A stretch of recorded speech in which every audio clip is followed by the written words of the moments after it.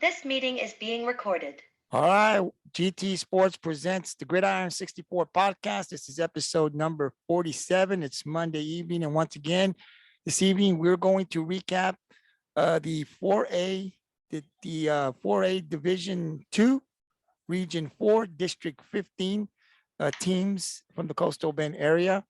We're going to talk about what kind of season they had. There were some eye openers, and then there were some, whoa, what happened to this team this year? So we're going to go ahead and review the stats and we go over the schedule. TJ does, because it's something that we're going to use in the upcoming season, 2023. Players that had a big season this year, and then players for some of these teams that are returning and what to look forward to next year. So we're now to the 4A Division 2, as in 2 weeks we'll be down to 3A, and then we'll finish it off with the 2A. On the screen, I got my partner in crime, TJ Riddell, Riddell. TJ, how you doing this evening? I know you're a little tired because you had your PMP episode last night. It was the first time over at the shack here in Rockport. Yeah, I mean it was a weird experience, but just a common practice I wanted to try, a new experience I wanted to try. Sundays are really the best days to experience stuff, but if you actually want to get it done, it's got to be on a Saturday because man, Saturdays are live, they're lit, as the cool kids say. But on Sundays, it's for nice, chilled people that just want to spend some time with their loved ones. But yeah, I mean, I had a blast of a weekend. Celebrated my 27th birthday. Had a Mike Leach cake for once. I saw that. Yeah. So, and you know what flavor that was? That was red velvet. It looked Red good. I saw velvet a is my picture. favorite. It looked good, man. It looked good. And I know how much Yeah. you like Mike Lee. So the cake looked good. Yeah, you're right. Saturdays when you got to get out there, that's when the rowdy people are, man. That's where they drink and they get rowdy. And a bunch of people at the bars now, they love sports, right? So you get in there, you get in the crowd, and you kind of get the idea. What are they thinking? Some were probably Yeah, happy, some were not. But yeah, it's great to do it on Saturday, man. That's when all the rowdy yeah, people for are there. sure. Fridays and Saturdays are the best for podcasting in front of live audience because they don't know what you're doing. They'll just be like, yeah. But I saw several Chiefs fans there. There was the good side of the Chiefs, and then there was the Red Kingdom Chiefs. Now, the Red Kingdom Chiefs are the people that listen to Tech Nine and they get rowdy. Okay. So I got to experience both sides of Kansas City fans, and it was a roller coaster. But man, that was a heck of a game. I feel bad for Joseph Asai because he committed that penalty, and he's a Longhorn, but he had a terrific game yesterday. He was by far the best Chiefs defender out there. But yeah, I mean, it was a great time. Got to spend some time with good friends, and had a couple drinks back, threw a couple drinks back, and you know, I tried something the other day, Gabriel. What was that? Clams. Oh, really? Yeah, Okay. Did you I like it? never thought in my wildest dreams, and this is here on the gridiron.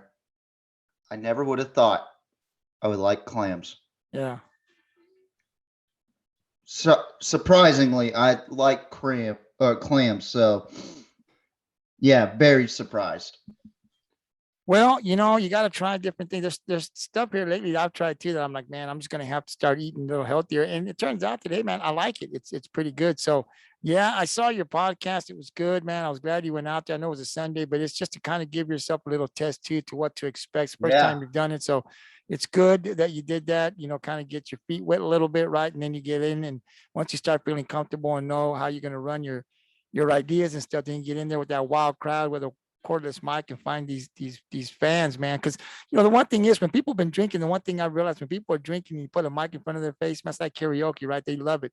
And if you're talking football, everybody's got an idea. Everybody's got something to say. So you catch those people, you talk, you get the crowd riled up, and then there's music, man. And so if you Oh work, yeah, you for sure. get them going, and that's what you want to do. So I'll be looking forward to you next time you get out there. I know you'll let us know so that we can also tune in live to your YouTube channel and catch it Yeah. live as it's going on. So definitely looking forward to that. But for tonight, Definitely going to talk Texas high school football. Like I said, we're recapping the 2022 season. We're going to talk 4A Division 2, Region 4. That's District 15. That's the Sinton. A lot of teams, actually, all the teams are from the coastal Bend area: Sinton, Ingleside, Orange Grove, West Oso, and Robstown. So we'll start off with the Sinton Pirates. They had an overall record of 8-4, 4-0 in district play. The big game was the final game of the regular season between the Mustangs, Ingleside, and Sinton. Everybody was pumping that game up. Sinton, no disappointment. They were predicted to win the district again, and they did not disappoint. This team is still the team to beat in this district. They're going to have a lot of young guys coming back. This is a really young team from last year, 2 rounds into the playoffs. They lost in the second round. They got a great coach out there in Michael Troutman. I mean, if you've ever been around this coach or we've interviewed him here on the Gridiron, he's intense, man. He coaches and his players play the way he talks, man. It's intense. He expects 100%. He'll get into the, he'll dirty his hands with his players. You see him do a lot of things. So it's a team that, again, next year, TJ, in my opinion, is going to be another tough. I actually think Sinton will be tougher next year than they were this year. Yeah. So why don't you give us your thoughts on Sinton and then give us some stats? Yeah, I agree. And one thing about Michael Troutman, get ready. I'm about to say my catchphrase. He is a dog. He's a dog. Okay. That's right. Yes, he is. Like, I don't think I've seen such a head coach so energized in my entire life, except for Michael Troutman. Like, who does drills with their student athletes? I mean, it's a good quality to have as a coach. It just means that you're invested. I mean, he's got a freaking tattoo of Sinton on his arm because he is a Sintonite. So, but yeah, I mean, this was a good season as far as district play. I was kind of concerned heading towards when they were heading towards district with a 3-3 record, but they really kicked it into gear once it's district play. I don't know what it is about sitting in district play. They really like to tune it up during district play. So enough with the gaga. Let's talk about their stats. So they're going to be losing their starting quarterback, Braden Brown. He threw 144 completions for 259 attempts, 1,911 passing yards with 18 touchdowns and 10 interceptions with a QBR of 86.2. But they got a backup that's going to be pretty good next season, I feel like. Valise, he has 19 completions out of 33 attempts with 287 yards, and he threw 2 touchdowns and no picks. So that's pretty good for a backup stat, No interceptions means you're doing something right. And then he's got a QBR of 106.5. So I think Sinton might have a better passing game next season for sure. But let's go ahead and talk about the run game. The run game was less effective without the brothers there, the Galvan twins. But their top Russian leader is Garcia, the sophomore, number 28. He ran 663 yards for 105 carries, averaged out to 6.3 yards, averaged out 60.3 yards a game. But he did get 7 touchdowns this season, so that's pretty good. Valise, the backup quarterback, he had 58 carries, 250 yards, averaged over 4 yards a carry, 35.7 yards a carry, or 35.7 yards a game. And then he scored 3 touchdowns. And then Tyler Ramirez, he's going to be leaving Sinton. He has 13 carries, 149 yards, averaging out 11.5 yards per carry, 12 yards a game. And he's got 4 touchdowns. And then Sanchez, he's a junior this season, 16 carries, 148 yards, averaging out 21.1 yards a carry or in a game and 9.3 yards a carry. And he has 2 touchdowns in his resume. And then you look at Braden Brown, the senior quarterback, 86 carries, 138 yards. he is less than 2 yards a pop, but he did get 2 touchdowns this season rushing the ball. And then Perez, number 22, he's also a senior, so they're going to miss him a lot.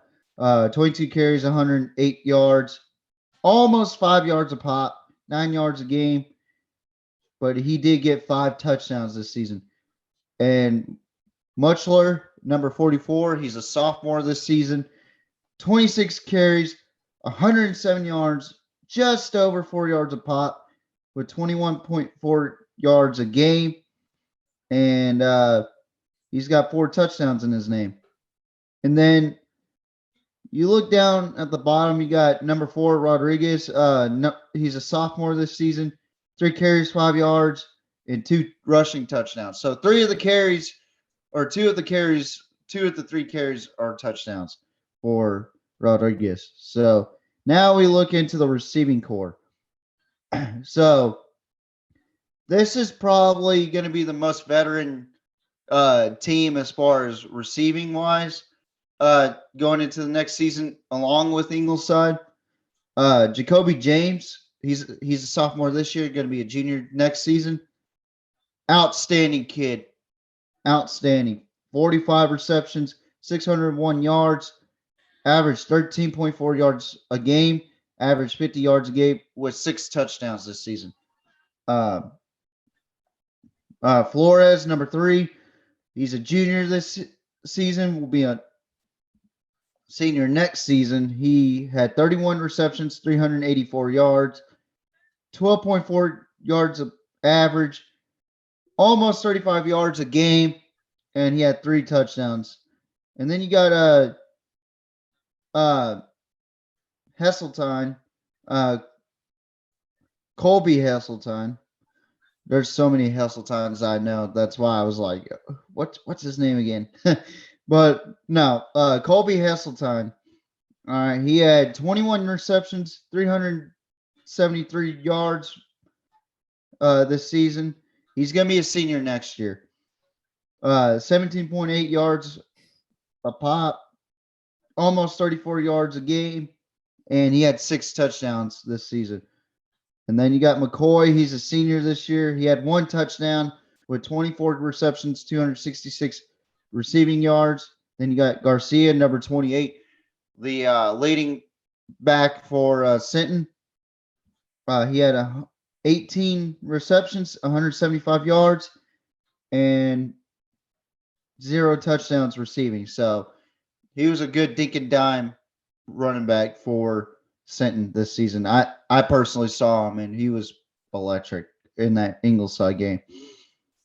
But everybody else had no more than 10 receptions, so I'm not going to really go over that.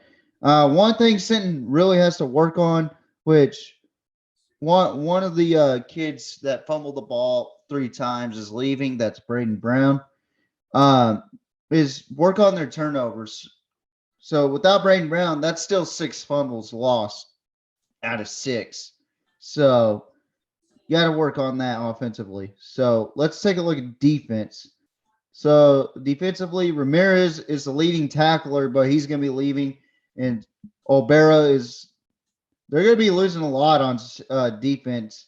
Olbera, Magana, Davis, Perez, and Dewald. Ramirez has 87 total tackles, 45 solo, 37 assists. Olbera had an evenly distributed tackle ratio with 74 total tackles and 36 solo and assists. And then you got Magana, who had 36 solo, 29 assists, 66 total tackles. Davis, he had 27 solo, 35 assists, 63 total tackles. Perez, he had 37 solo, 14 assists, 53 total tackles. DeWald, 33 solo, 16 assists, 49 total. So I only see one junior right now, and I'm seeing more seniors than I have in the last several videos, Gabriel, as far as defense. So they're going to be losing a lot on defense. I can tell you that right now. But one thing Sinton is really good at is putting up the next man up. So sack leaders. So Ramirez, again, he is a sack leader with 7 sacks this season, 1 hurry. DeWald had 6 sacks in 10 games. And then Dawkins had 3 sacks in 11 games. Davis, 2 sacks, 10 games. Olbera had 2 sacks in 12 games. Melendez had 1 sack in 3 games. Molina had 1 hurry in 9 games, no sacks. And Wood, who's the only underclassman on here, everybody else was a senior. Wood, he had 1 hurry in 8 games. So you're losing a lot on defense. That is for sure. And that's 21 sacks gone. 21 sacks gone. So that's quite a bit of a load gone, especially in the front 7. So let's take a look at the interceptions before we move on.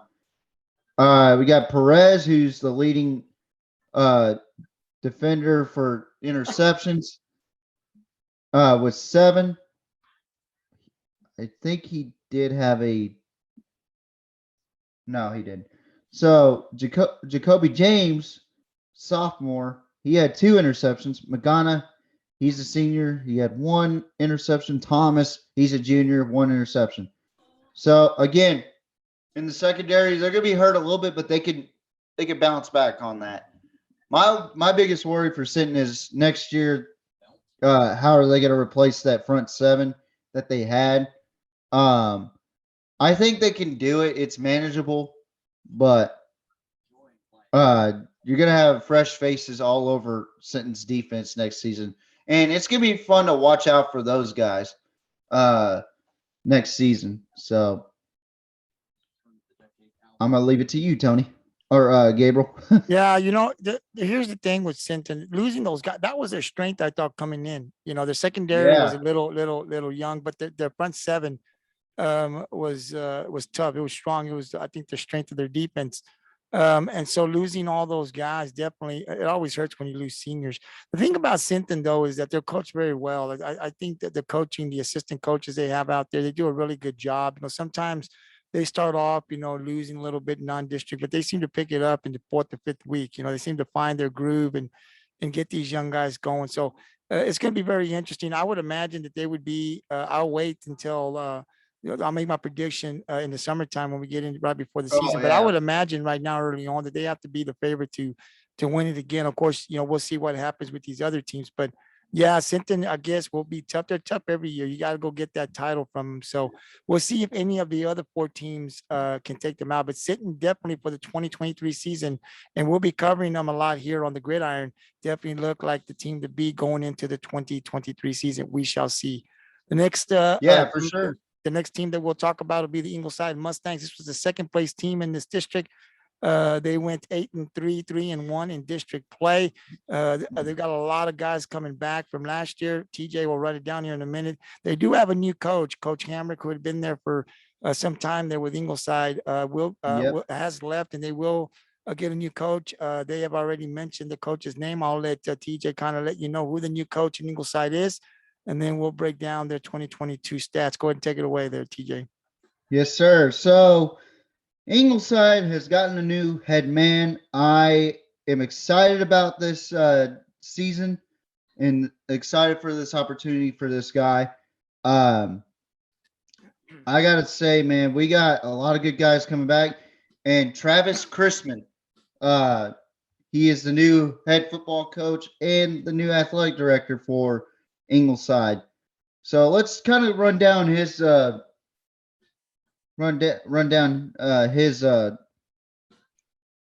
his bio. So Crispin, he's an Ingleside graduate, has 11 years of experience as a coach, including 2 seasons as a head coach at New Diana, where he compiled a 9-12 record in two seasons.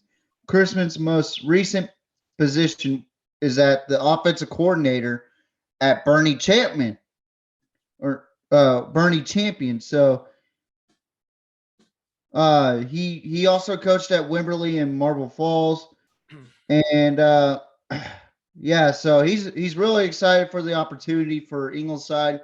Um, let's see if he can get this team back to where it once was, to be a legitimate threat in the district title race.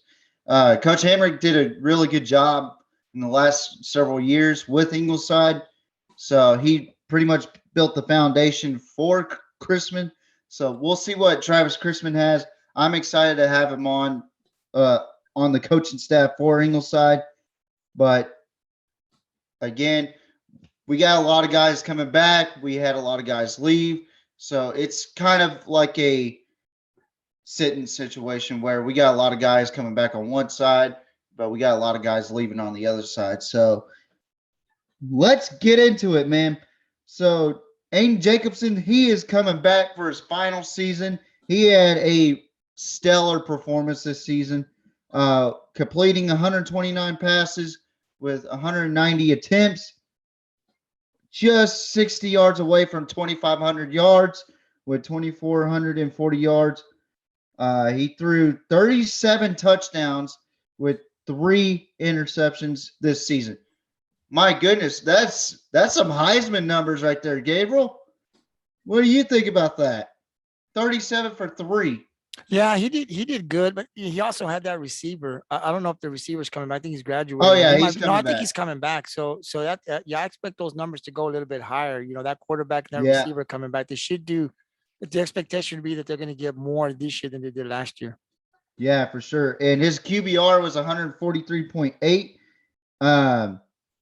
So let's take a look at their rushing numbers. They weren't really into the rushing game this season, even though they had 2 300-yard runners, 2 200-yard runners, and 1 150-yard runner.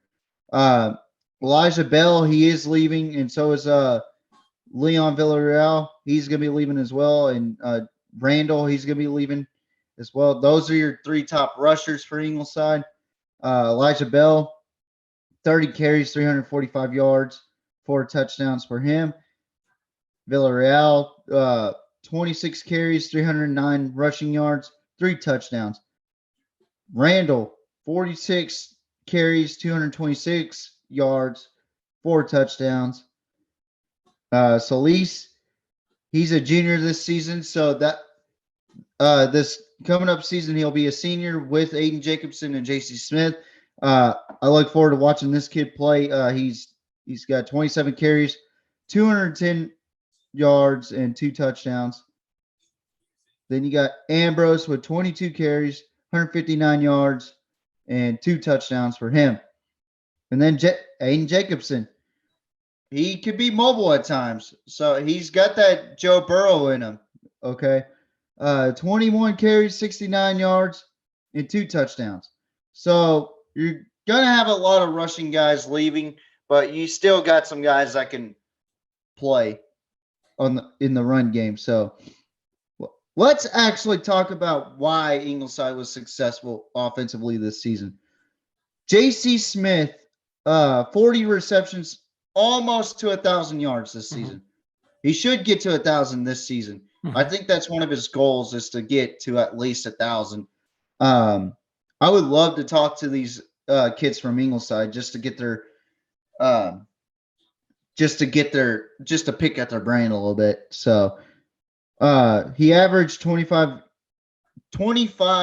yards a pop, pretty much. Every reception was 25 yards, Gabriel. So, and he averaged 122.5 yards a game. Wow. And his longest one was a 70-yarder, and he had 20 touchdowns this season. 20. And now you know why he was on my top 10 list. Because, man, that kid could play. And then you're losing Villarreal. He had 26 receptions, 453 yards, and 6 touchdowns. And Elijah Bell, you're losing him too. 22 receptions, 438 receiving yards, 6 touchdowns. Eric Edison. Now, we talked about this kid quite a bit, Gabriel. This kid, I've had a couple times talking to him a little bit. He's a great kid. He's awesome. I wish him the best of luck in the next level.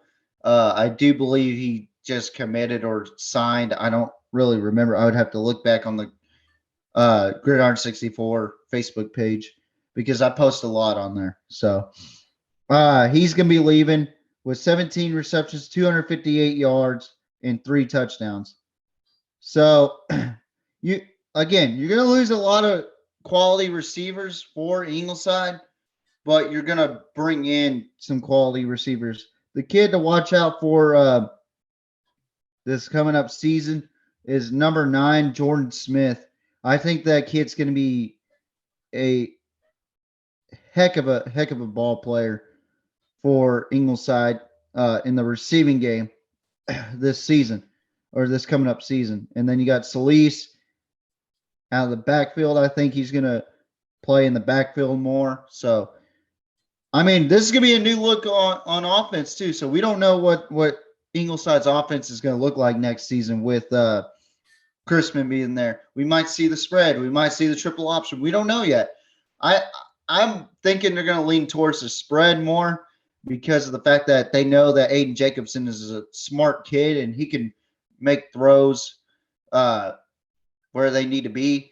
J.C. Smith, almost a 1,000-yard receiver. They're going to try to get him to get over 1,000, possibly 1,200 yards this season. I can imagine that.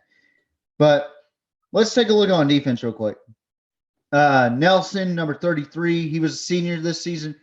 Leading tackler with 76 total tackles, 23 solo, 53 assists.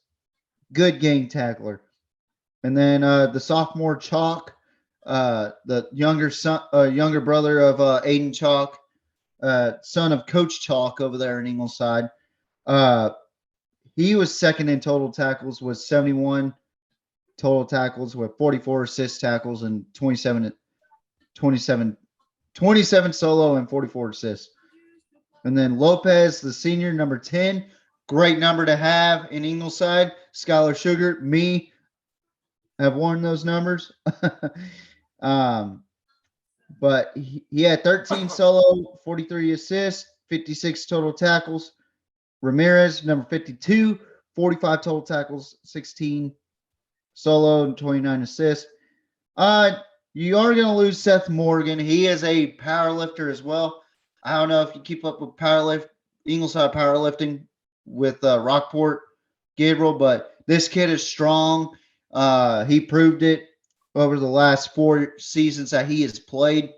This kid can get into the backfield quick, but he had only 9 solo tackles this season, but he is a great assist tackler. So he had 40 total tackles with 31 assist tackles. So, yeah, so you're going to lose quite a bit on defense too for Ingleside, but they're coming back with more firepower. Number 77, Johnson, he's a junior. He has 4 sacks out of 8 games this season. Ramirez, he has 1 sack out of 9. Ambrose, the junior this season, going to be a senior next season. 1 sack, 9 games played. Carabal, he's a senior this season. 1 sack out of 6 games. Nelson, senior, 1 sack out of 9. Edison, 1 sack out of 9. And Lopez, 1 sack out of 7. So those last 4 names I just mentioned, they're going to be leaving this season. But the top 3 guys you're going to have back. So you got 6 total tackles or 6 total sacks that's coming back. So that's going to be good for Ingleside's blitz game. So I can't wait to see that. But this is where I think Ingleside is going to have the most trouble defensively is their secondary, which they're going to reload just like Sinton. Villarreal, he was the top performer in the DB area with 4 interceptions this season. Ramirez, number 52, he had 1 interception. Ballum, he was a senior this season. Excuse me. He had 1 interception this season as he leaves on to the next level. Smith, the number 7, the junior, J.C. Smith, he had 1 interception this season. I did witness that interception. That was a pretty sweet interception by J.C. Smith. So just pointing that out there. And then you got Jordan Smith, the sophomore, number 9, with 1 interception. Chalk, sophomore, with 1 interception. Nelson with 1 interception. He's a senior. He's leaving. And Cordova, he's a junior this season with 1 interception.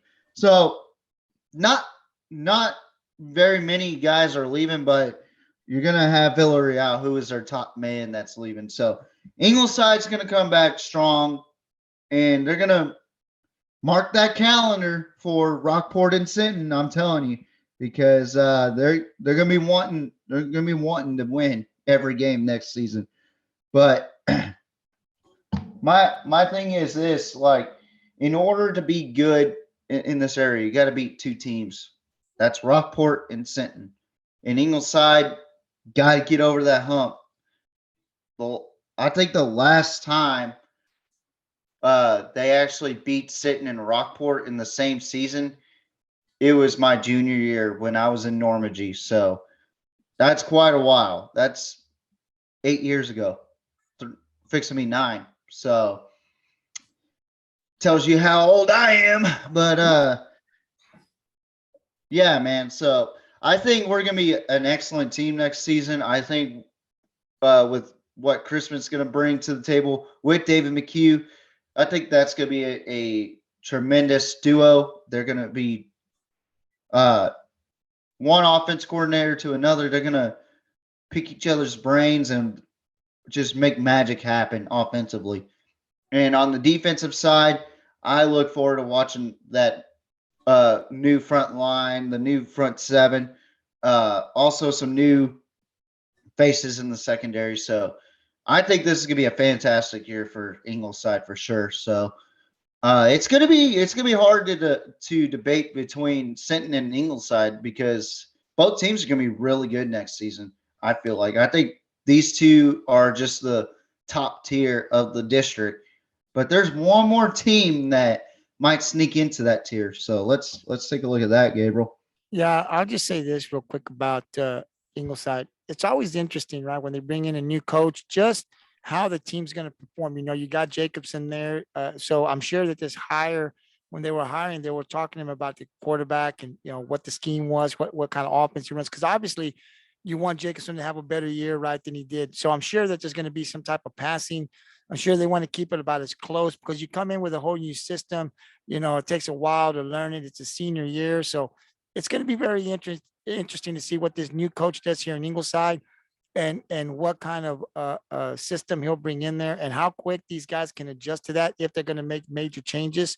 You never know what's going to happen with the coaches as well. So we're going to pay close attention to Ingleside and see what happens. But outside of that, the talent they have offensively coming back, you heard TJ talk about the receiver and the almost 1,000 yards. So they got a receiver out there that can really get down, got a quarterback that can make it happen. So offensively, these guys have lost some players, but the foundation is there. And then we'll see defensively what they can do. So here on the Gridiron, we'll definitely keep a close eye on Ingleside next year. We'll see how they fare in the non-district and the scrimmages, see how long it'll take them to get accustomed to this new coach and the system that he'll bring in. So tune into all of that here on the Gridiron as in a few months, we'll start talking about the 2023 season. Should be interesting.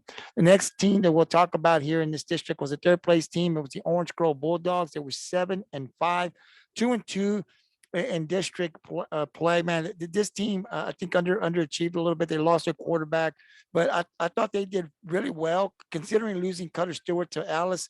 They rebounded pretty darn good with another quarterback that could really light it up. They had a running back, not a big guy, boy, but he could really, I mean, this guy, you really had to wrap him up and take him down because if he didn't, he'd break some tackles. So I thought Orange Grove did a lot better than what I thought they were going to do. Because once I saw their quarterback transfer, I said they're doomed, and they were not. They made the playoffs and they played tough. So losing obviously to the two top teams was something that they couldn't overcome. But overall, I thought they were pretty good considering what they lost. Tell us, what players are coming back? Who should we be looking for, TJ, in the 2023 season for the Bulldogs? Well, I'll tell you this, Gabriel. This team was very impressive this season. Might be a legitimate threat next season, even though they're going to be losing their quarterback, Lopez. He's a senior this season, going on to college, whatever he's doing in college. 132 completions for 259 attempts, 2,055 passing yards with 20 touchdowns and 10 interceptions. So pretty decent numbers with 87.3 QBR. But they're going to have a sophomore, going to be a junior next season, who played behind him in number 6, Rodriguez. He is a sophomore. He had 2 completions for 9 attempts. He did complete for 13 yards, which those are pretty big numbers, Gabriel, 13 yards.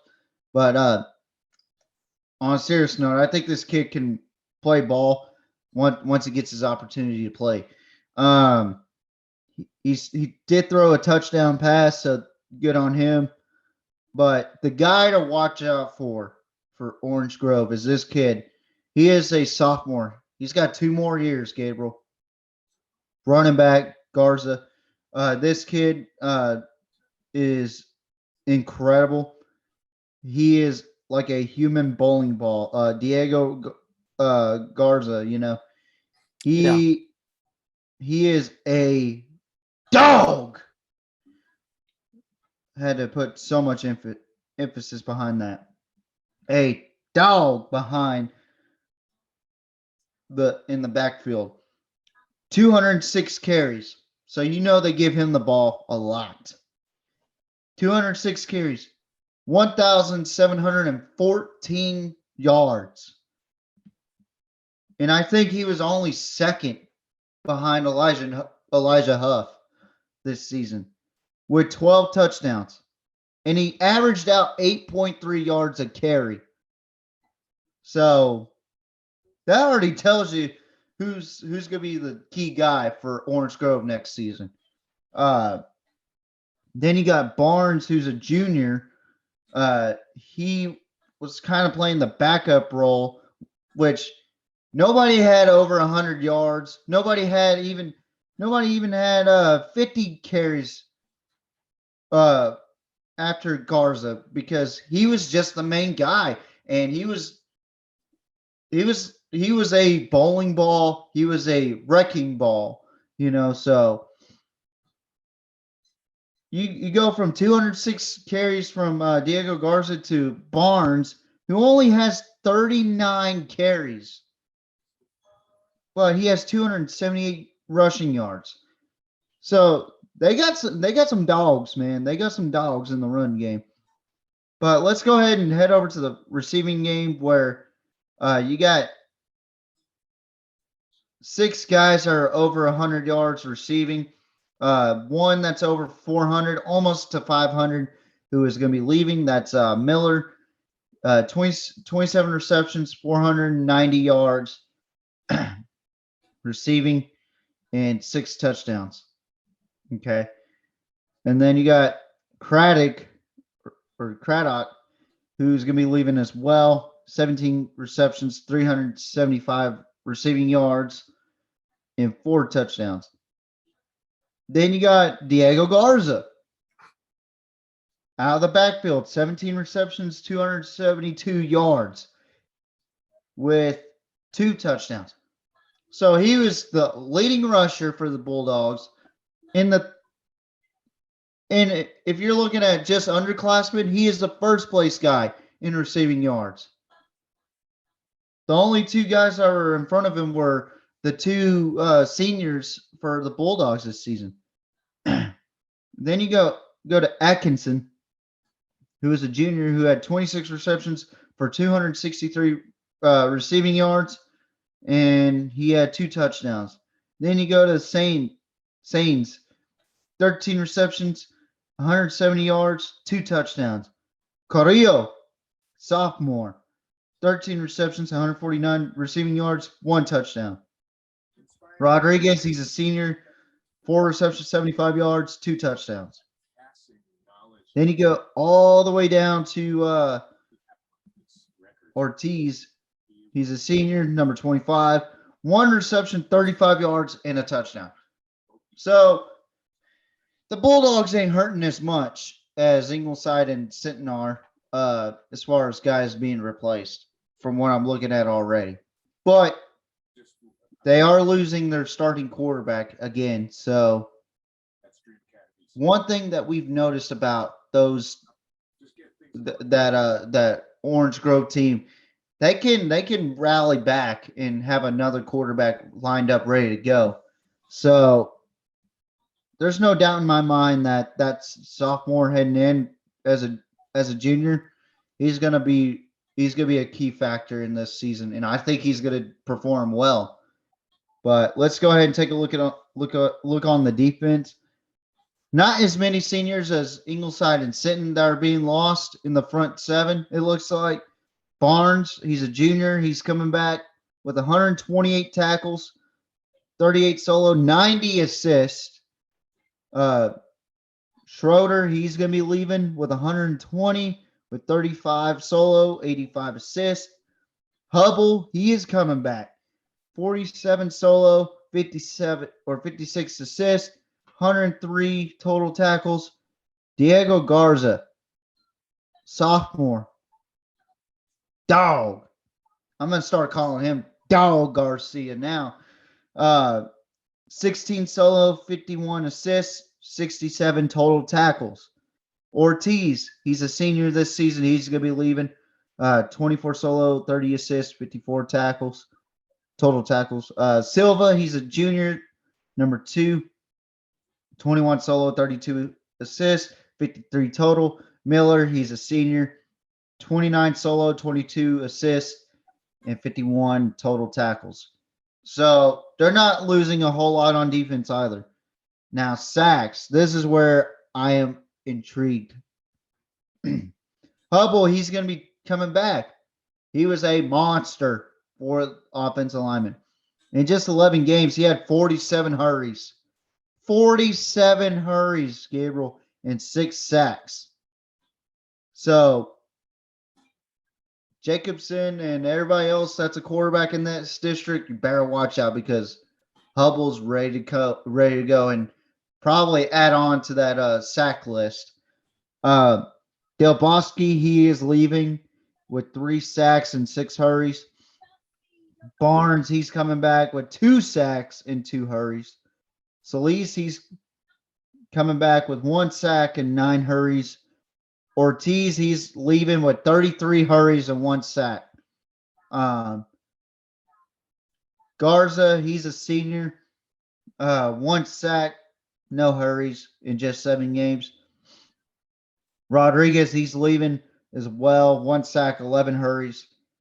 Diego Garza also got a sack this season with 1 hurry in 10 games. McClellan, senior, 2 hurries, 1 sack in 2 games. Schroeder, he's going to be leaving as well. He had half a sack with 3 hurries in 12 games. And the rest, you just see a lot of hurries.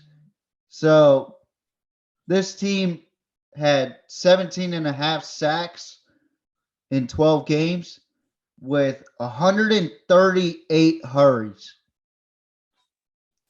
What is another key factor for a team that's blitzing is hurrying. If you hurry the quarterback, he's liable to make a mistake. So this team has done a really good job with that. Interceptions. Again, not a whole lot of seniors on this list, just 3. You see a whole lot of juniors and you see 1 sophomore, Gabriel. So we might have to watch out for Orange Grove because this team is going to be dangerous. Yeah, they are going to be. Yeah, their leading defensive back Miller, he is leaving with 3 interceptions, but Barnes is coming back with 2. Carrillo is coming back with 1. Ortiz is leaving with 1. Atkinson is coming back with 1. Sands is coming back with 1, and Schroeder is the last one to leave with 1, and Sands is coming back with 1. So you got 1, 2, 3, 4 juniors coming back, and 1 sophomore who's going to be a junior next season, and only 3 seniors that's going to be leaving for Orange Grove. This might be one of the most dangerous teams heading into next season, Gabriel. Yeah, here's the deal in Orange Grove. One thing I've noticed about them over the last 10 years, right, that I've started to watch them, and I've watched them past that mark, but I would say the last 10 years, Yeah. they develop quarterbacks. If you ever watch them play the youth ball at the youth level, I used to watch them a couple years ago because we used to have to play them. And for as long as I can remember, at least 10, 15 years, their quarterbacks at that age were really good. So they always Mhm. have a quarterback. I mean, you've seen the quarterbacks that have come out prior, before Cutter Stewart. They had great quarterbacks. So to me, what I have seen from Orange Grove probably the last 10 years, they develop quarterbacks pretty darn good. They pass the ball. Now they've got this kid Garza, who's a sophomore. We had a great sophomore year, man. I mean, can you imagine what he's going to do the next 2 years should he stay healthy and build a team around him? So this is a team, Orange Grove, This kid's liable to get well over 5,000 yards in his high school career. He could. That's amazing. Yeah, That's amazing. I think he's got. We'll see what it's going to be very interesting next year when we make our predictions and we talk about Orange Grove, to talk about the team around him. We already know what Garza can do, and we know what he's capable of doing right this sophomore year, and what he's probably going to be able to do his junior and senior year. But what's going to be interesting for us here, TJ, is to kind of talk about the team around him, the quarterback that'll be coming in, his blockers, how good with that defense, because they definitely, and this kid's not big at all. I mean, I watched him play. He's not a big kid, but boy, he is a hard. If you don't wrap him up, if you don't wrap him up with your arms, he's going to break the tackle. You can't hit this kid. You got to hit and wrap. Because I've seen if you don't wrap him up, he's going to be gone. You got to wrap him up. So it's going to be very interesting to talk and find out the players around him. How good will Orange Grove be? I mean, you're hearing it here. We still got a ways to go for football, but boy, the future does look bright next year. This is going to be a team that could give those top guns in 2022, those teams, a run for their money this upcoming year. So definitely be careful with the Orange Grove Bulldogs. They're coming next year. And then we'll go over to give me just a second, TJ. Yes, sir. Let's see. The next team, which was the 4th place team that went to the playoffs, was Oso Bears, 3-8, and they were 1-3 in district play. But they had one of the best running backs, I think, that arguably in 2022. I don't know his numbers. I'm interested to see what his numbers are. But Elijah Huff was one heck of a guy. I mean, man, this kid just lit it up in 2022. So I'll let you talk about the team, especially this kid. I want to know what his numbers are. Well, let's go ahead and talk about Elijah Huff. Elijah Huff, he is a senior this season, so he is going to be leaving West Oso. That's a key loss right there. That's a big loss, especially with these incredible numbers. 303 carries. So you already know it's big numbers. 2,580 rushing yards. 2,580 rushing yards. Wow. For a kid in the Coastal Bend to run that much, that's a lot. And especially at West Oso. He averaged out 8.5 yards a carry, averaged 234 yards a game. Wow. With 31 rushing touchdowns. 31. Yeah, no, I mean, he's amazing. Amazing kid, man. Amazing talent. Yeah, and it looks like he might be going to Texas A&M Kingsville to play ball over there. So I hope we get to. Yeah, I would love to go to a Javelinas game to go watch him play. So I mean, this kid represents the Coastal Bend very well. He's an even better person off the field from what I hear. So they're going to lose a tremendous leader in that locker room and a tremendous playmaker for the Bears. So Let's talk about the Osos real quick. Martinez, he had 133 completions for 250 attempts. One second. He had 1,682 passing yards with 18 touchdowns and 11 interceptions. He is coming back this season, so that's a plus right there for West Oso. They are going to have their starting quarterback back, but who's going to replace this kid at running back? Who's going to replace Elijah Huff? I think we found our answer with Salinas. He's a sophomore this season, number 22. He had 37 carries, 281 yards rushing with 3 total touchdowns. Martinez had 6 as a quarterback. Williams, he's a junior, 3 carries, 76 yards, 2 touchdowns. Then you got Trimble, who had 1 carry for 2 yards for a touchdown. Now we look on the side where nobody really talks about this. They have pretty decent receivers. They are going to lose Medina this season. 54 receptions for 519 receiving yards, 7 touchdowns. But they are getting back Trimble, Williams, and Romero. And they're going to bring in the freshman, going to be a sophomore, Guerrero. Trimble with 30 receptions, 345 yards, and 2 touchdowns. Williams, 8 receptions, 295 yards, and 4 touchdowns. Romero has 16 receptions, 270 yards, and 2 touchdowns. Elijah Huff, his receiving yardage, 18 receptions, 207 yards, with 3 touchdowns. So 34 total touchdowns for Elijah Huff, and I want to say it's around, where is he at? I want to say he's around 2,700 or 2,800 total yards this season. And then you got Guerrero, who had 4 receptions, 34 yards this season with 0 touchdowns, though. And then you got to look at Jackson, number 7. He had 1 reception for 8 yards. Meave, he had 1 reception for 5. And then the sophomore Salinas had 1 reception for no yards. But they are going to miss Elijah Huff a lot on the offense. But let's take a look at that defense. I think the defense was the weakest part for West Oso this season. I thought their offense was good. They just couldn't get anything going once their defense got or let Ingleside and Sinton pass them and so on and so forth.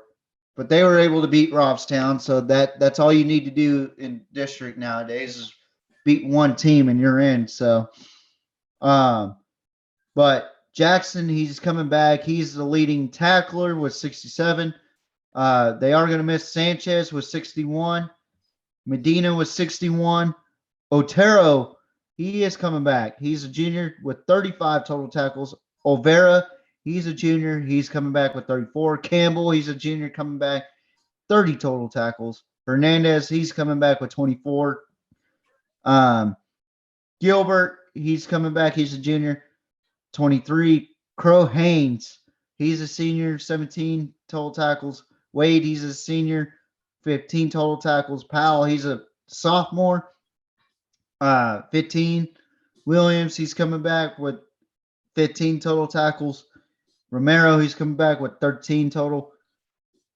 And so on and so forth. So they're going to bring in a lot of guys this season for West Oso. I think this is going to be a better defense next season. I think they'll be more mature going into this season. They're losing a little bit on defense. They're not losing a whole lot. It's the same way as Orange Grove. They're not losing a whole lot on defense. But they are going to lose 2 sacks this season. Sanchez and Medina both have 1 sack per guy. But they got Campbell, Guerrero, Oliveira coming back with a sack each. That's one thing West Oso didn't do very well was get to the quarterback, so you don't see a whole lot of hurries. The most hurries I see on here is 5 by Petit, but he's leaving as well. In 11 games, they only had 13 hurries with 6 sacks. So that's something to work on for West Oso, but they are going to miss Griffin. He came in with an interception this season for 26 yards. Jackson's coming back with 1 interception. Powell's coming back with 1 interception, and Williams is coming back with 1 interception. Another kid to look out for is Gutierrez. He may have not played all the games, but he might be on the rise for West Oso. So West Oso, they are losing a big time player for them. But I think he could be replaced. But my biggest worry was how many people are they losing on defense? And it doesn't look like it's going to be a whole lot. So they might fare well in this district as well. Well, listen, the defense has to get better. Obviously, Oh, for if sure. you look at their schedule and just the amount of points they gave up this year, I'm sure that they're looking into what they need to do to better that defense. They can't give up that many points if you want to win some games, right? You're not going to win very many games if you're giving up that many points, right? So, and this is what happened to them, so they got into the playoffs, but they didn't do much because offensively they had weapons. I mean, Hupp was, look at the his yards and touchdowns speak for himself, right?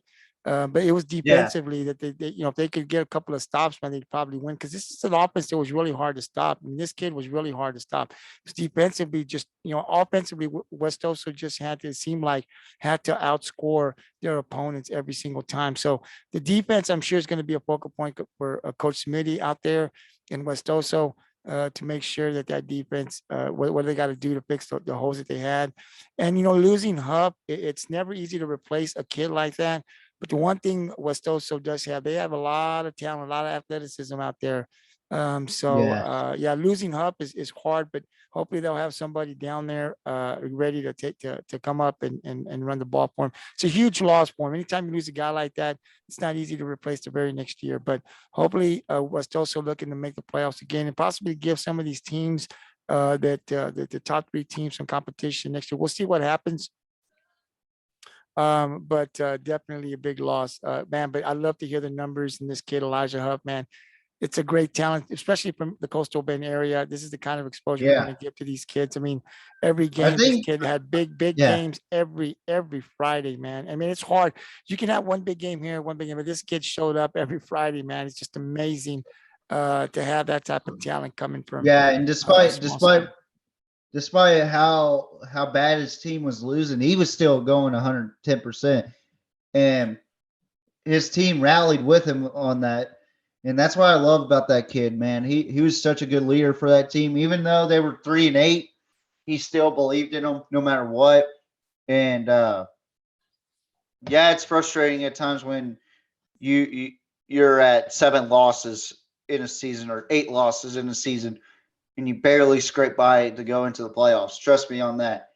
He has some good offense, man. Because he couldn't do that without those blockers and stuff up there blocking for him. So he offensively, that line up there must have been legit. Because this guy, you got to have blocking, right, to be able to get those type of numbers. So he had some offensive line. He had some players up there that were doing their job to get this kid to where he got him and the amount of touchdowns, right. But outside of that, just the talent that this kid had every Friday, boy, that's what we talk about. So we'll be paying attention. It was a human highlight reel, man. Yeah, going down to Kingsville. Hopefully he gets in there, and if he plays, then we take a drive down there. I'd definitely love to see this kid play at the next level. Oh, for sure. The next game that we will talk about here, and this is the last place team that did not make the playoffs, were the Robstown Pickers. They were 3-7. They did not win a district game. This team won a couple of games in the non-district, but they get into the district, and against they could not compete. We'll see if they can do something. We talk about this the last 2 years here on the gridiron, how we want to see Robstown pick it up. But I got to tell you, TJ, right now, before we get into 2023, with the way we talked about Ingleside and what they've got coming back, and then Sinton's always tough, right? They'll have a lot of their guys back. And then we talked about Orange Grove and just how tough they're going to come back with the defense and guards and them. Where does Robstown fit in this? Is this a team that possibly early on, we're talking here, could they be the last place team again next year? Well, that just depends, man. I mean, they really had some positives this season, though. Even though they didn't make it to the playoffs and they didn't make it, they didn't win a district game. I will say this: they had a lot of positives this season. Normally, when you think of Robstown, you think of 0-10 or 1-9 or 2-8. You don't expect more than 2 wins out of Robstown, you know. But there's excitement going around in Cotton Picker Nation right now. So, this team is very young, and they have a junior quarterback that's coming back who had a really decent season, despite throwing 9 interceptions, he threw 18 touchdowns. Silva, number 3, 100 completions out of 188 attempts, 1,623 passing yards. And like I said, he threw 18 touchdowns for 9 interceptions and had a QBR of 94.3. And he only played in 9 games. And then you got Sanchez, who's a freshman, going to be a sophomore next season, who will be the future of Robstown. 1-for-1 with 10 yards, and his QBR was 127.1. But like I said, they're a young team. Like, their best running back is coming back. He's going to be a senior next year, along with Silva. Diaz, number 6, he's a junior, going to be a senior next season. 126 carries, 772 yards, well over, or not well over, but just over 6 yards a pop. He averaged 154.4 yards a game. So, pretty big numbers for this kid. He only played 5 games this season. If he could stay healthy, I think Robstown's a dangerous football team. And that's in 5 games, 126 carries, 772 yards. Think about that for a second, Gabriel. Like, 5 games and he put up 700, almost 800 yards. Wow. 8 touchdowns. And then the freshman Gutierrez, who stepped in on the role, played 9 games, 88 carries, 548 yards, a little bit over 6 yards a pop as well. He averaged 60 yards a game, 5 touchdowns for that kid. Soto, 30 carries, 177 yards, just below 6 yards a pop, and he had 2 touchdowns. Silva, the quarterback, 42 carries, 95 yards, 2 touchdowns. Lampkin, Jr., 8 carries, 12 yards, 3 touchdowns this season. So, young start for Robstown. I wasn't really too worried about Robstown this season. It's going to be this season where people need to start focusing on Robstown because they were a young team. They didn't lose a whole lot this season. And I'm telling you right now, Gabriel, this team is going to be dangerous. I don't know how dangerous, but they're going to be dangerous. They're going to be one of those teams that Appalachian State you got to watch out for, because if you're Sinton or Ingleside and you pull a Michigan against Appalachian State, or in this case, a Texas A&M, you're going to lose. This is a team that you cannot overestimate or underestimate, because this team is a young football team, and they're going to continue to stay young the way it looks. And they're gonna hurt you offensively next season. They will. And Luna, it doesn't say his classification, but all I see is juniors, sophomores, and freshmen in the receiving corps. No seniors. 27 receptions, 612 yards, 7 touchdowns. Sanchez, he was a freshman. 26 receptions, 507 receiving yards, 7 touchdowns. Bricino Jr., nice Italian right there. Bricino, 22 receptions, 298 yards, 2 touchdowns. Lara, sophomore, 10 receptions, 154 yards with 1 touchdown. Diaz, the running back, 6 receptions, 14 yards, and 1 touchdown. I mean, not replacing anybody. They're going to have everybody back offensively, it looks like. Defensively, let's take a look. I'm only counting 1, 2, 3, 4, 5 seniors. 5 seniors that played defense. 5. I'm telling you, Gabriel, this team is going to be a force to be reckoned with next season. They're going to come out hungry, and they're going to want to play. Soto, who is the leading tackler, number 24, he's a junior, 82 tackles. And then you got Velasquez, he's a junior with 67. Aldaco, he had 33 total tackles. De La Rosa, he is going to be leaving. He is evenly distributed with 16 solos and 16 assists, make it 32 total tackles. And then you got Lara, who's a sophomore, going to be a junior next season, 27 total tackles. Lampkin, 26. I mean, there's not a whole lot of seniors that's leaving this team, Gabriel. And then Lampkin, he had 4.5 sacks in 5 games. With Soto, he had 3.5 in 9 games. And those two are juniors, so they're coming back. And then you got De La Rosa, who's the only senior to have a sack that's leaving. He's only got 1. Robles, he's a sophomore. He's got 1 sack. Gutierrez, freshman, 1 sack in 9 games. Velasquez, he's a junior, 1 sack in 8 games. And De La Rosa's younger brother, he's a freshman. Going to be a sophomore this season. 1 sack in 6 games. So front 7's taken care of right there. And then you look at the secondary. Lara, he's a sophomore, going to be a junior next season. 3 interceptions. Aldaco, junior, 2 interceptions. Flores, he's a junior, 1 interception. Sanchez, he's a freshman, 1 interception.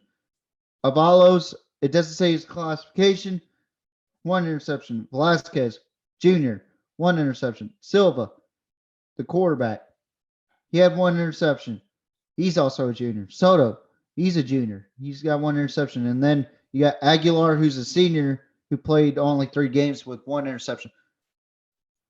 I am telling you right now, Gabriel, this team might be dangerous heading into this season. And if you don't believe me, just watch. I have seen teams that have been young and they have played all 4 years together. I mean, look at Ingleside, for instance. You know, they used to be 2-9 going into the playoffs, or 3-7 going into the playoffs. And then once that group with Hayden Jacobson and J.C. Smith played, or Eric Edison's senior class this season, once they played, they were an 8-win team and a dangerous team. Correct me if I'm wrong on that, Gabriel. No, listen, I hope you're right about Robstown. Here, the Gridiron, we've talked about, we hate to see teams go 0-10. We've talked to everybody that comes on during the football season, wants to see a change and supports the Robstown wanting to get wins, getting them into the playoffs. We think that's good for Coastal Bend, right? But I don't see it coming next year, and I'll tell you why. The defense, as young as they were, with the exception of that game they played close against West Oso, the other 3 teams blew them completely out. Oh yeah, for sure. They got blown. They scored over 50 points in every game in that district, and when you look at the team, when you look at uh, these other teams that are coming back well, I mean, Westoso's losing Hub, but when you look at Ingleside and Sinton coming back in Orange Grove, I don't think they're going to get better. I mean, Orange Grove, I think, will be better.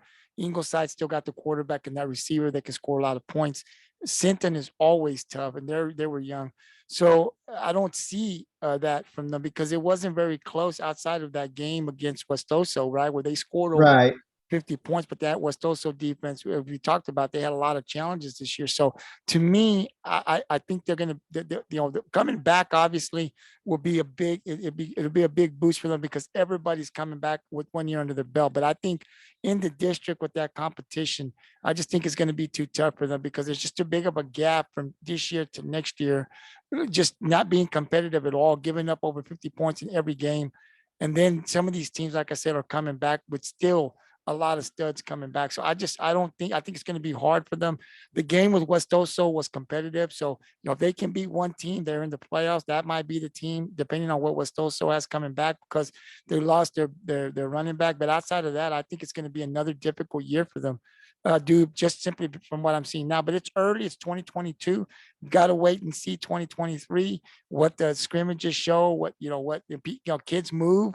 You never know what happens. Somebody moves in. I mean, there's a lot of things that can happen that can change the game, right? But I think it's going to be another struggle for them just simply because of what I saw this year and then what they got coming back. But we Right. shall see, man. They got to be one team to get in the playoffs, man. And for Robstown, if they can Yeah. get in the playoffs, I that's a think big boost for that team.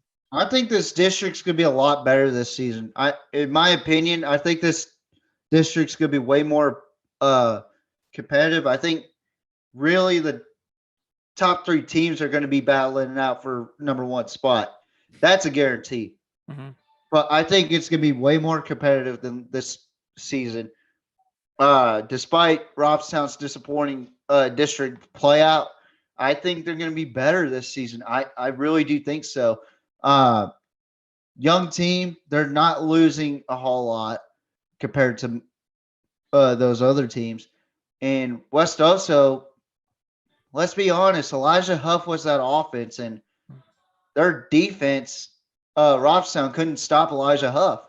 If you could stop Elijah Huff, you could have won that game, But True. it's hard to stop a kid that is top tier in the Coastal Bend and possibly in the state of Texas, So, I mean, I get what you're saying as far as not going to be able to compete against West Oso and Ingleside and all these other They teams might in be able to district compete play. against Westoso, but I think they're gonna have a hard time with Orange Grove. Yeah, hard Ingleside, time and with Sinton. Orange Grove, Sinton, and Ingleside, which that's expected. I understand that, but at the same token, you gotta take into consideration they're not losing a whole lot. So these kids have played together for quite a while. So I'm just saying, expect a better season out of Robstown.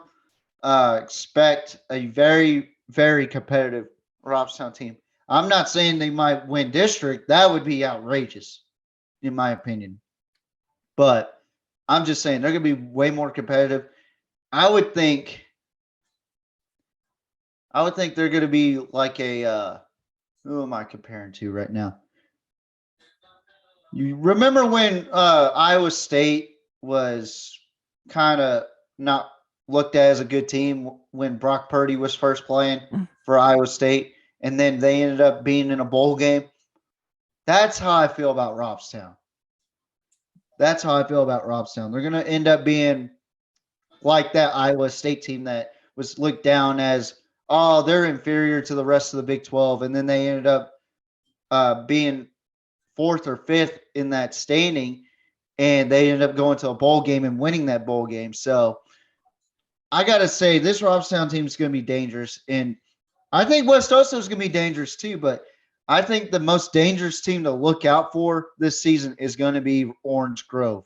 I think that team is going to be the team to watch out for. And then Sinton and Ingleside, we already know they're going to be reloading and restocked, So it's going to be a fun one to watch this season. I really will enjoy this season for this district. You and I both know that this district is exciting when Sinton and Ingleside are really good, but it's going to be even more exciting when all the teams are going to be competitive. Absolutely. But- That's what makes football in South Texas better. And that's why we talk about these guys. And we started doing this year. We'll continue to follow up every year to recap because we want to show what kind of talent we have here and show that exposure to the kids that rightfully deserve it, whether you're a quarterback, defensive guy, running back, whatever the case may be. So we'll do that every year. And then, of course, talking about their programs and the guys that are young, the sophomores and juniors that'll be back 1, 2, maybe 3 years, and see what these teams got coming back. So we take everything we're saying now and we'll apply it when we start making our predictions for the 2023 season. So again, this will conclude the 4A Division 2, Region 4, District 15. We'll have one more next week where we'll have one more 4A Division 2 to talk about, which is one team. I think it's the Bishop Badgers are on it. The other teams are from the Valley, but we need to talk about that because Bishop is one of our teams from the Coastal Bend. So tune into that next week. It might be Monday, but next week we'll come on and we'll talk about them, and then we'll drop down next to the 3A. So still 3A, 2A, and one more 4A Division 2 next week. So remember, here next week, the Gridiron will be back. TJ and I will be back next week to break that down. And also, like I said, don't forget to, if you've got anything that you want to, when you see this video, share the video. Please share the video. Share it. You can, we talk about these teams, so you don't have, you can kind of edit and just kind of take the part that we're talking about your team and take that part and share it over, let people know about who we're talking about. We definitely want to be able to get that around and show the talent that we have, teams that did really well, and guys, players that we're looking forward to having a big season next year. So you can share the whole podcast, but obviously if you don't want to, we're talking about your team, take that part, man, and share it if you like what we say, man. We want to get it out. It's the Gridiron 64, man, and we're going to continue to grow every year. We're going to be live streaming some of the games next year. We'll be talking to coaches. So we're getting back. It's a slower pace because we want to make sure we get everything right and it works with our schedule and stuff like this. There's a lot of things to work out, but there's a lot of big things happening that I want to continue for this podcast to grow. This is just one piece of it. And so if you like it, please share it. If you've got a comment down. If it's for TJ or myself or just the Gridiron, one of us will get back to you. We read them every day, but definitely we want to be able to communicate with you guys. And then don't forget also that on the GT Sports Pro Facebook page, there's an audio channel. As soon as I get off, I'll put it back on. The link is on there. This evening, I'll be on till about 11. So if you want to talk anything, just drop in, hit the drop in button. It's got the date for today. Just hit drop in, join the conversation. There'll be other people on, possibly myself. You can talk about anything. We can talk about football, Texas high school football. We can talk about basketball, softball, baseball, college sports, and the NBA, NFL, the division, whatever it is. Come in. Just want to carry some conversations. It's called Real Sports Fans. So that's another thing that we're adding also to our GT Sports. So, hopefully it'll continue to grow. You can vent there. If you want to say a cuss word, I don't really care. You just vent, do whatever you want. I have to vent there sometimes as well, but I don't do too much talking outside now. People want to, hey, let's talk. Bring it over to the audio channel, bring it over to real sports fans. And that's where we can really get down. So like I said, as soon as I get up, I'll be on till 11 tonight, then I'll shut it off. Got to get some sleep and get back to work. And then tomorrow, I won't be on tomorrow on the, it'll be late because I'm going to go to a basketball game. That's my schedule right now. I want to go hit a basketball game here in Rockport tomorrow, big game here. So I definitely want to go out there and support my Pirates. But outside of that, man, we'll be back next week to talk more football. So TJ, with all of that being said, man, I'll give you the final word, man. We'll end it with you, man. Anything you want to add before we call it a night? Yes. I want to thank everybody that supports the Gridiron. First of all, we put in a lot of hard work, try to see where we have our opinions on these teams and on all these players, and the feedback that y'all provide us is much needed, and we appreciate all the feedback, even if it's positive or, hey, you're not right about this team. our team's going to be good.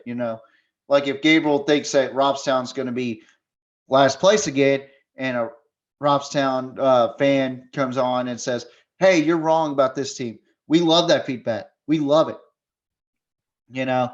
And I'm really excited about the future of the Gridiron, where it's heading in the right trajectory. And I just want to thank everybody that wished me happy birthday as well on Facebook. That was really sweet. And also for my buddy Richard, shout out to Richard Zamudio for giving me the Mike Leach cake. It was much needed, and I love it.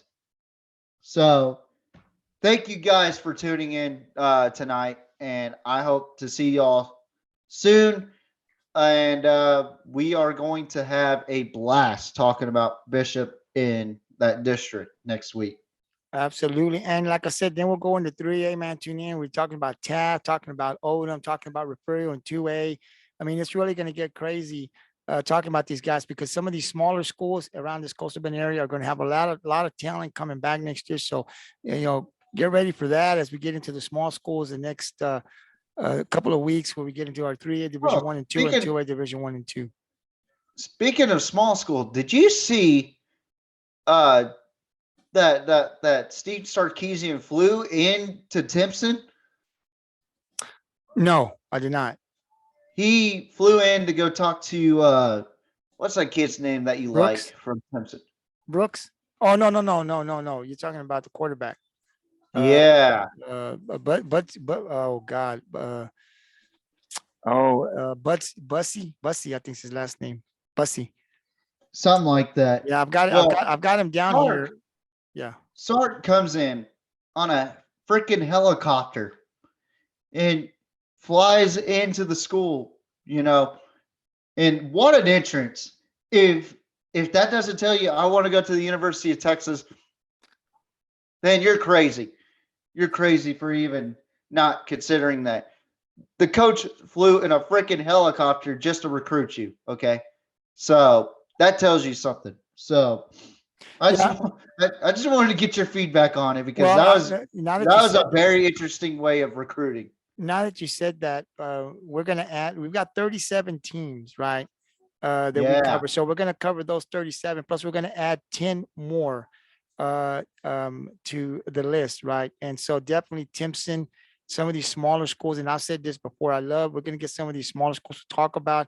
Timpson obviously is one of them with that star quarterback. There's some other ones in that 2A. So I'll get with TJ and we'll kind of put our heads together. But definitely we're going to add 10 teams that will not be from the Coastal Bend area that we will add, that we will also talk about every week in the games that they're playing. So our goal is to just expand and continue to expand, and hopefully, we can get guys from in those areas to jump in with us on the gridiron to give us, some,